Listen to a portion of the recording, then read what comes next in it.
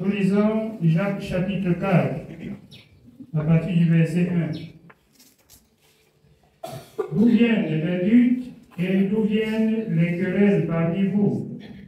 N'est-ce pas de vos passions qui combattent dans vos membres? Vous convoitez et vous ne possédez pas. Vous êtes meurtriers et envieux et vous ne pouvez pas obtenir. Vous avez des querelles et des luttes et vous ne possédez pas parce que vous ne demandez pas. Vous demandez et vous ne recevez pas parce que vous demandez mal, dans le but de satisfaire vos passions. Amen. Nous comprenons proprement dit dans ce passage par l'apôtre Jacques que l'enfant de Dieu ne doit pas discuter. L'enfant de Dieu ne doit pas tirailler. L'enfant de Dieu ne doit pas lutter. D'où viennent les luttes, les querelles? C'est de nos passions qu'on convoite. On voudrait que telle chose soit comme ça. Mais nous ne sommes pas aussi ce que Dieu veut que ce soit. Et là, les guerres entrent. On demande, on ne reçoit pas. C'est-à-dire nos prières que nous adressons à Dieu et que Dieu n'exauce pas. Parce que nous demandons que Dieu accomplit en notre faveur ce que nous demandons. Nous ne voyons pas en retour l'œuvre de Dieu que nous portons, qu'il faut qu'elle s'accomplisse pour tout temps.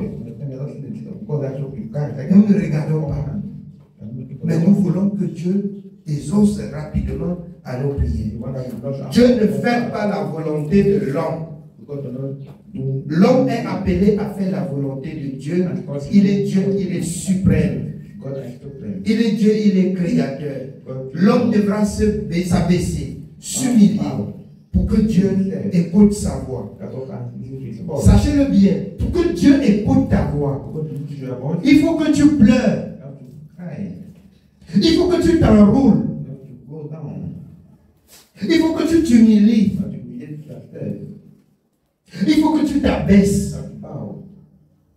Je nous disais, si le cœur a un peu d'orgueil, de haine, de jalousie, il est impossible que vous vous levez, vous dites Seigneur, et que l'oreille du Seigneur entend ce que vous demandez. C'est très difficile. Nous avons appris. C'est à cause de nos iniquités. C'est à cause de nos péchés. On prie aussi Dieu, on attend longtemps. Dieu n'agit pas. Mais si nous mettons en pratique, si nous faisons ce que Dieu a dit, il est évident que comme Jésus marchait et qu'on étertait, voici le Fils de Dieu, même les esprits impurs et ils fuyaient, il est important que nous passons et que même les esprits se mettent à fuir.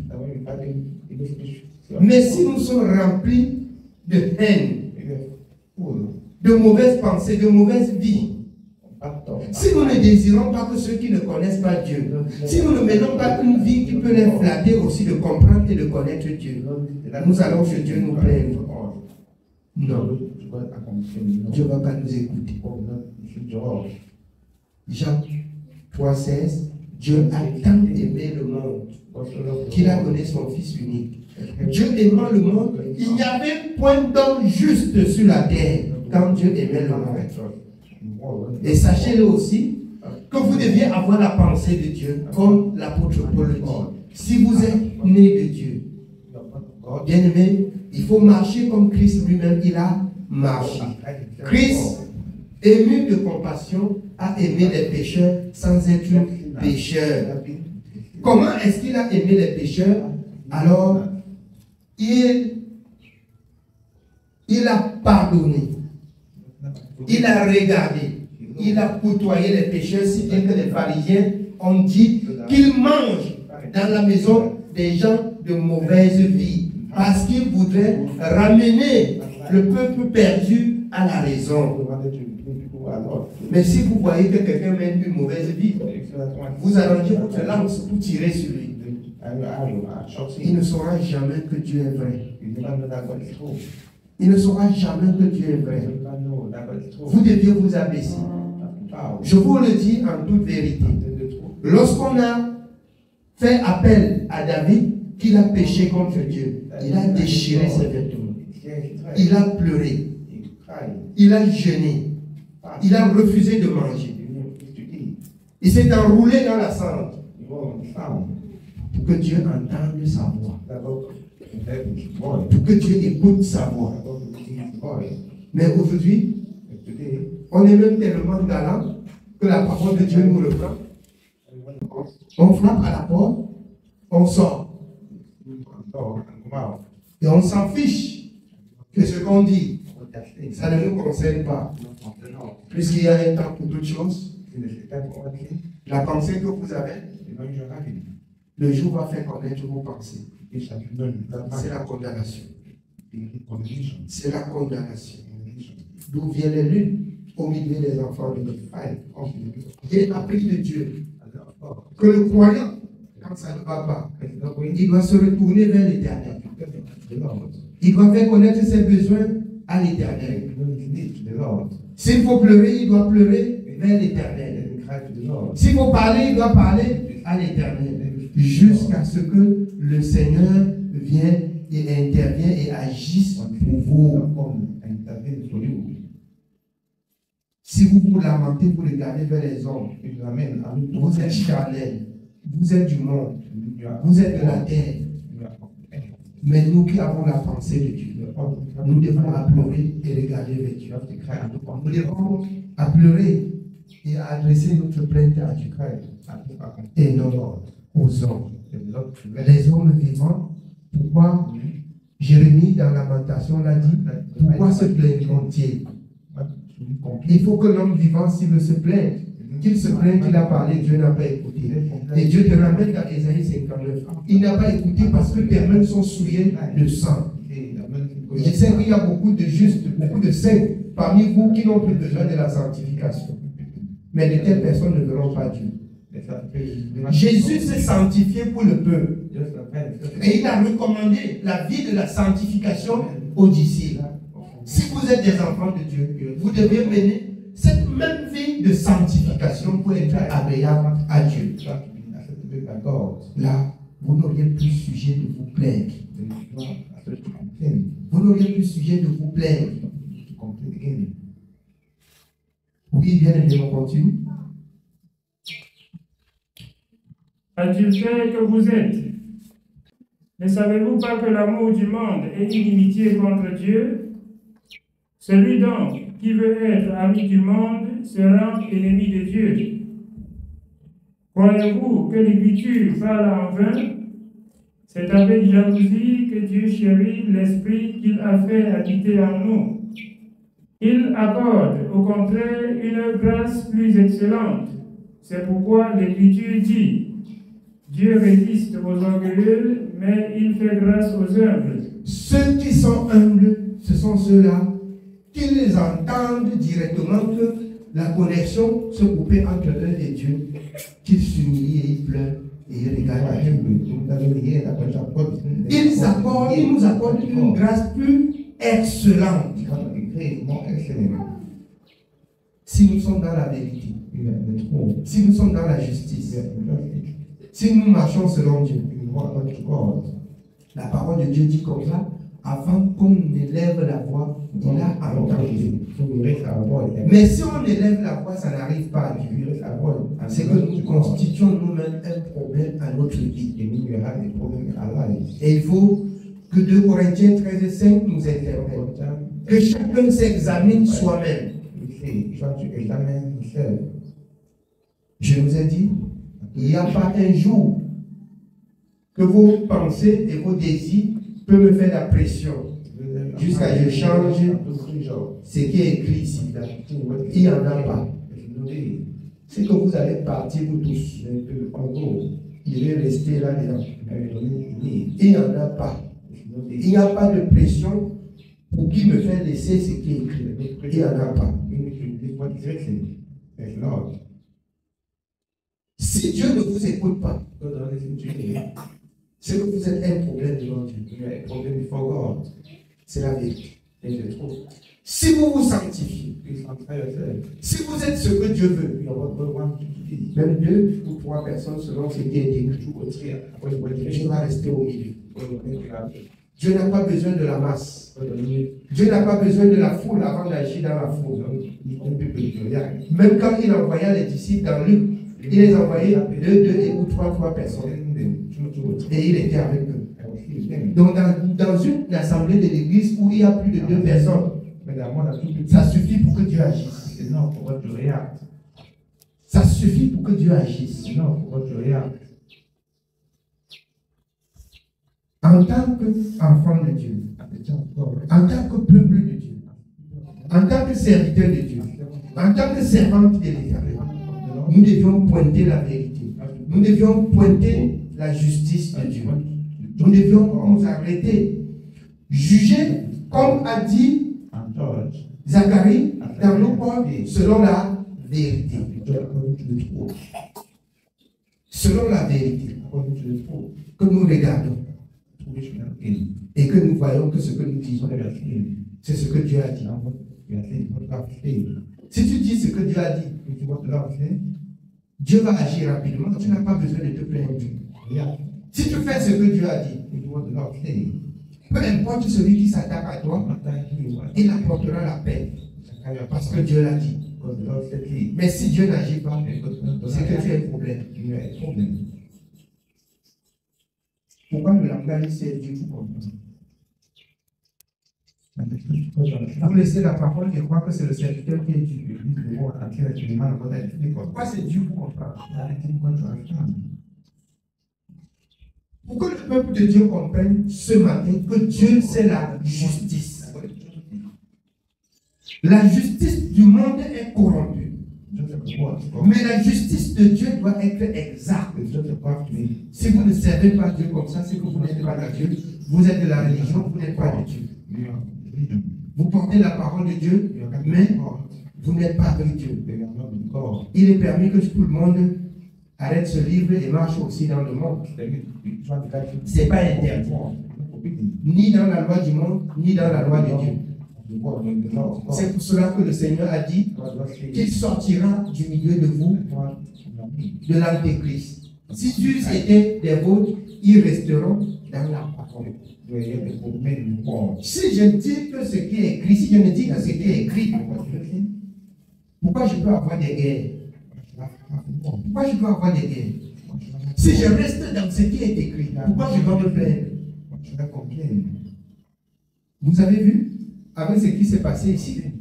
Mais ce jour-là que je vous disais que laissez que l'ennemi fasse ce qu'il a à faire, Dieu fera ce qui lui convient. On n'aide pas Dieu dans son œuvre. Il est Dieu et on ne l'aide pas. Tout ce qui arrive au peuple de Dieu, Dieu voit. Dieu voit tout ce qui arrive à son peuple. Oui, bien aimé, on continue. Nous continuons au verset 7. Soumettez-vous donc à Dieu, résistez au diable, et il fuira loin de vous. Soumettez-vous donc, vous qui étiez rebelles. Soumettez-vous donc maintenant à Dieu. Résistez au diable et il fuira loin de vous. Ce que j'ai cité, c'est l'œuvre de l'ennemi. Quand vous vous plaignez sans que Dieu ne vous assiste, vous êtes dans l'œuvre de l'ennemi. Soumettez-vous donc à Dieu. La soumission à Dieu, c'est dur. Ça fait pleurer. Ça fait, bien aimé, du mal. Mais après, comme il a dit, alors, dans le livre d'Ézéchiel, c'est un rouleau que tu dois mâcher. Ça commence à être amer. Quand ça entre dans les entrailles, ça fait du bien. La parole de Dieu, pour la mettre en pratique, il faut s'efforcer. Mais quand on arrive à la mettre en pratique, les fruits sont sucrés. Les fruits sont bons. On veut avoir les bons fruits sans mettre en pratique la parole. C'est pas possible. C'est pas possible. C'est pas possible. Oui, bien aimé. Approchez-vous de Dieu et il s'approchera de vous. Comment s'approcher de Dieu? How can we draw near God? Obéir à sa parole. Obey to His word. L'obéissance à la parole de Dieu vous rapproche de Dieu tous les jours. Draw you near. De même que j'ai dit, la mauvaise pensée ou les mauvaises paroles que vous prononcez ou qui se lèvent dans vos cœurs, aussi, ça vous recule de Dieu. That is you from God. Ça vous sépare de Dieu. Ça met une séparation. Donc, plus tu penses mal, plus The more you think evil, tu es écarté de Dieu. the more separation from God. Plus tes mauvaises pensées se multiplient, The more plus la distance entre toi et Dieu the more s'élargit. you become Plus la distance s'élargit. the more the family becomes Jusqu'à ce que tu tombes, tu meurs. until you fall and die. Jusqu'à ce que tout le malheur qui n'est pas bon pour les enfants de Dieu t'arrive. And all was not what happened to you. C'est ça la séparation. Yes, depression. Oui, bien aimé. Nettoyez vos mains, pécheurs. Purifiez vos cœurs, hommes irrésolus. Nettoyons nos mains. Purifions nos cœurs. Let's purify our heart. Hommes irrésolus. Double-minded. Nous pensons connaître, mais nous n'avons rien appris. Soumettons-nous et écoutons les enseignements. Apprenons à connaître Dieu. Then have to know God. Apprenons à comprendre Dieu. Then have to understand God. Oui, bien aimé. Sentez votre misère. Soyez dans le deuil et dans les larmes. Pleurez quand vous sentez que vous êtes en séparation. Que Dieu n'est plus très proche de vous. C'est ce que je disais tout à l'heure. C'est pas le temps de se plaindre. C'est pas le temps de rire. C'est pas le temps de réclamer la justice aux hommes. C'est le temps de pleurer vers Dieu. C'est le temps de chercher à vous rapprocher de Dieu. Et Dieu agira pour vous. Amen. Oui, bien aimé. Que votre rire se change en deuil et votre joie en tristesse. Humiliez-vous devant le Seigneur et il vous élèvera. Humilions-nous devant le Seigneur. Lord. Et c'est lui qui va nous relever. He's the one to rise up. Si nous sentons que nous manquons de force, si nous sentons que nous sommes troublés, si nous sentons que nous avons créé une distance entre nous et notre Dieu, la seule possibilité, c'est l'humilité, c'est l'obéissance pour nous rapprocher de Dieu. Amen. Oui. Nous sommes au verset 11. Ne parlez point mal les uns des autres, frères. Celui qui parle mal d'un frère ou qui juge son frère parle mal de la loi et juge la loi. Ne parlez point mal les uns et les autres. Ne parle point mal. C'est pourquoi l'apôtre Paul, ici c'est l'apôtre Jean, dans Éphésiens par l'apôtre Paul, qu'il ne sorte de votre bouche aucune mauvaise parole. Vous vous dites bien que vous ne maudissez pas, mais vous regardez, vous avez des mauvaises pensées envers même ceux qui n'ont pas cru, comme envers ceux qui ont cru. Et vous prétendez dire que vous servez Dieu. Vous prétendez dire que vous priez pour demander les arrêts de justice à Dieu. Non, ça serait beaucoup difficile. Dieu peut pas exaucer de telles personnes. Dieu ne peut pas exaucer de telles personnes. Vous perdez le temps. Vous ne rachetez pas le temps. Connaissons notre Dieu. Connaissons notre Dieu. Oui, bien aimé. Or, si tu juges la loi, tu n'es pas observateur de la loi, mais tu en es juge. Beaucoup entrent ici seulement pour juger ce qu'on enseigne. Sachez que vous n'êtes pas ceux-là qui observent les commandements de Dieu, mais vous êtes assis dans la maison de Dieu comme des juges. Et c'est un problème pour vous. Vous rendez compte à Dieu. Ne soyez pas dans la maison de Dieu comme des juges. Il y a beaucoup qui sont venus et qui ont jugé jusqu'à trouver que nous sommes dans le noir et aller créer aussi. Mais qu'aujourd'hui, je comprends qu'il n'y a que le vent assis à l'église. Il n'y a que le vent à l'église. C'est ça, la rébellion, la haine, la pensée mauvaise. Les exhortations n'étaient que le tribunal. Et tous ceux qui étaient assis n'étaient que des juges. Ils ont laissé la justice pour emprunter l'injustice. Et ils portent les fruits aujourd'hui. Je nous dis encore ce matin, Dieu c'est l'humilité. Dieu c'est l'humilité. Beaucoup ont rendu témoignage. Qu'on a crié sur moi, je n'ai rien dit. Je dois dire quoi? On a parlé, il n'a pas répondu. Je réponds que quoi? Que vous avez trouvé que vous avez été appelé. Vous avez été établi. Et ce n'est même pas un homme qui vous a établi. Et que vous êtes à la hauteur des pasteurs. Mais qui suis-je pour juger un pasteur rempli? La seule chose que j'avais dit, je parlerai comme Gamaliel dans Actes des Apôtres. Si cette œuvre est de Dieu, nous verrons plus tard. C'est que ça va prospérer et nous autres, on va comprendre qu'on est dans le vin. Mais comme ça n'a pas prospéré, je comprends qu'ils sont dans le vin. Je redoute de vigilance pour servir une âme. Si chacun sent qu'il est dans le vin, qu'il retourne à la bergerie. Ce n'est pas un problème. Nous ne sommes pas là pour condamner. Nous ne sommes pas là pour juger. Mais pour porter la parole, afin que la parole des gens 12:47 s'accompagne. Si la parole te juge, tu te repens. Ce n'est pas nous qui sommes des juges. Ne soyons pas des juges dans la maison de Dieu lorsque nous venons nous asseoir.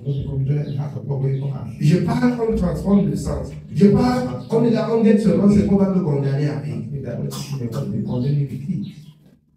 Si je parle pour Dieu et de Dieu, la condamnation viendra où? Vous n'allez jamais trouver la condamnation. Il n'y en a pas. Jésus, portant le message du Père et disant aux pharisiens, je suis venu comme une lumière dans le monde. Celui qui m'a envoyé est avec moi. Je ne parle pas de moi-même. Et alors, il a porté ce message tout le temps. Il a marché pour prêcher la bonne nouvelle. Personne n'avait le pouvoir pour le saisir. Jusqu'au jour où on met la main sur lui. Il dit, vous m'arrêtez, vous voulez me faire mourir, dites-moi ce que j'ai fait de mal, selon la parole. Chez le souverain sacrificateur, cette parole a troublé le souverain sacrificateur. Il a dit aux Juifs, vraiment, nous ne trouvons en lui rien de mal. Il a porté l'eau, il avait ses mains. Ça, c'est important. Je ne trouve rien en cet homme. Le peuple crie qu'il soit crucifié. Pourquoi qu'il soit crucifié? Nous avons dit qu'il soit crucifié.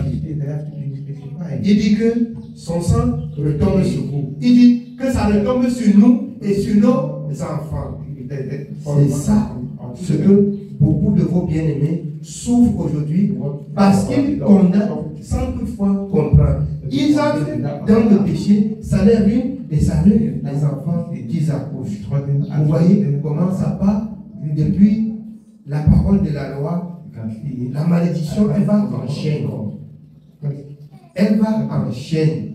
Pour vous qui choisissez la malédiction. Nous choisissons la bénédiction qui est la parole de la justice. Si vous choisissez la parole de la justice, bien aimé, ayez de grâce un cœur droit devant Dieu. Écoutez la parole et soumettez-vous à la parole de grâce. Laissez de juger celui qui parle et jugez la parole que vous écoutez de grâce.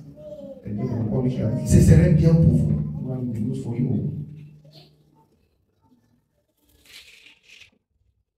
Celui qui parle peut être trop noir. Il peut être trop court. Il peut être short. Mais prenez la parole et jetez celui qui parle. Choisissez la parole. Ne choisissez pas les hommes. Écoutons ce que Dieu dit. Oui, bien aimé, on continue. Un seul est législateur et juge. C'est celui qui peut sauver et perdre. Mais toi qui es-tu qui juge le prochain? À vous, maintenant, qui dites, aujourd'hui ou demain, nous irons dans telle ville, nous y passerons une année, nous trafiquerons et nous gagnerons. Vous qui ne savez pas ce qui arrivera demain, car qu'est-ce que votre vie? Vous êtes une vapeur qui paraît pour un peu de temps et qui ensuite disparaît. Vous devriez dire au contraire, si Dieu le veut, nous vivrons et nous ferons ceci ou cela. Mais maintenant, vous vous glorifiez dans vos pensées orgueilleuses. C'est chose mauvaise que de se glorifier de la sorte. Vous vous glorifiez dans vos pensées orgueilleuses. En planifiant votre vie, en disant, j'ai eu l'appel de quelqu'un qui m'appelait l'autre jour de l'IT Babo, que depuis longtemps, une fille qu'on était au marché avec sa grande soeur partageait la boutique, ils sont toujours du village. Alors, elle trouve que son mari lui verra beaucoup et elle veut divorcer là, elle m'appelle pour parler des choses. Et dit que on ne m'appelle même pas pour Dieu, mais on m'appelle pour des choses toutes les futiles. J'ai commencé à travailler ceci, j'ai travaillé. J'ai pris le numéro là. J'ai mis dans la voiture. Quand on veut me consulter, consultez-moi pour Dieu. Consultez-moi pour Dieu. Consultez-moi pour Dieu. J'ai dit, est-ce la solution? Non, on a déjà arrêté. Si vous avez arrêté, moi je ne fais pas partie.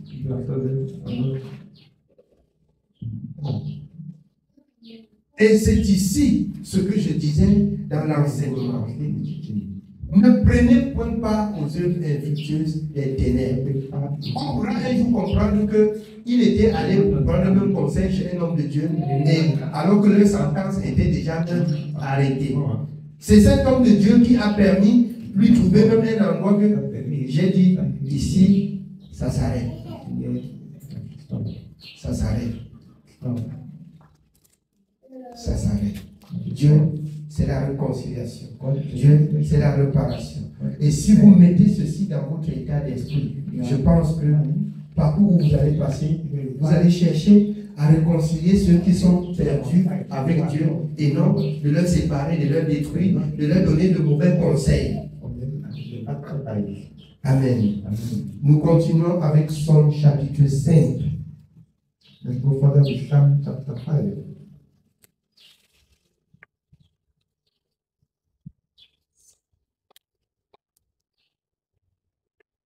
Psaume chapitre 5. Nous commençons au verset 2. Prête l'oreille à mes paroles, ô Éternel. Écoute mes gémissements. Sois attentif à mes cris, mon roi et mon Dieu. C'est à toi que j'adresse ma prière. Éternel, le matin tu entends ma voix.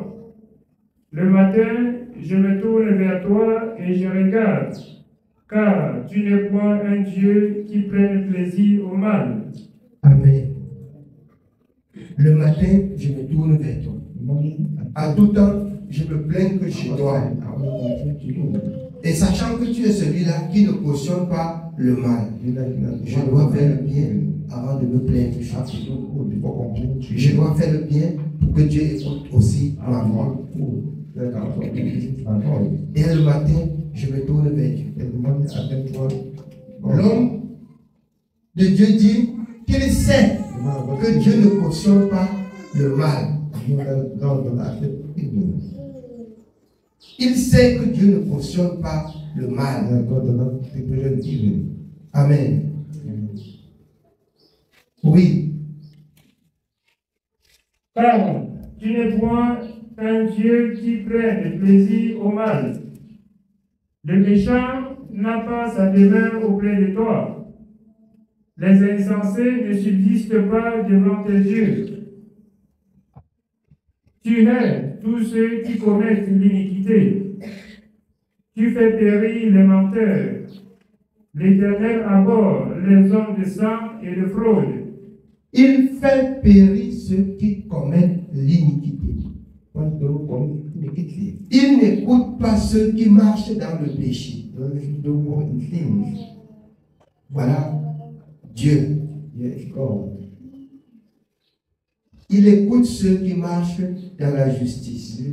Il donne son attention à ceux qui marchent dans la justice. Pourquoi nous pouvons changer ce que Dieu a dit? Ce que Dieu a dit, c'est la vérité. Si nous prions, il n'écoute pas. C'est que nous marchons dans l'injustice. C'est que nous sommes dans l'injustice. Nous ne sommes pas sur le plan de Dieu. Il est temps que chacun travaille sa vie jusqu'à ce qu'il prie, Dieu écoute. Il est temps que chacun travaille sa vie. Je vous dis en toute vérité, quand chacun va travailler sa vie, jusqu'à ce que le niveau doit atteindre, vous n'allez plus vous lamenter. Vous n'allez plus crier.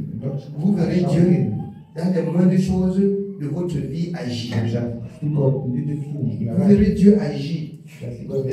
À bras puissant. C'est celui-là qui a ouvert l'eau pour que le peuple de Dieu traverse la mer Rouge. Il a séparé en deux. Vous pensez que la puissance là est finie? C'est pas fini. Il est le même hier, aujourd'hui et pour l'éternité. Ce qu'il a fait, il le fait encore pour tous ceux qui croient et qui observent sa parole. Après la traversée de la mer Rouge, oui, les rebelles périssaient. Et c'est ceux qui étaient juste dans le désert, Dieu, où il n'y a pas d'eau, Dieu faisait fendre les rochers même pour les donner de l'eau. C'est pour démontrer que tout est possible pour ceux qui croient, qui observent les commandements de Dieu. Donc, peu importe la difficulté qui vous entoure, Dieu agira. Dieu agira. Si vous restez dans cette parole. Amen. Oui, bien. Nous continuons au verset 8. Mais moi, par ta grande miséricorde, je vais à ta maison. Je me prosterne dans ton saint temple avec crainte. Éternel, conduis-moi dans ta justice à cause de mes ennemis. Aplanis ta voix sous mes pas. Car il n'y a point de sincérité dans leur bouche. Leur cœur est rempli de malice. Leur gosier est un sépulcre ouvert. Quand la sincérité s'éloigne de ta bouche, ton cœur se transforme aussi. Le mal habite et ta vie va mal. C'est la vérité. Oui, bien aimé.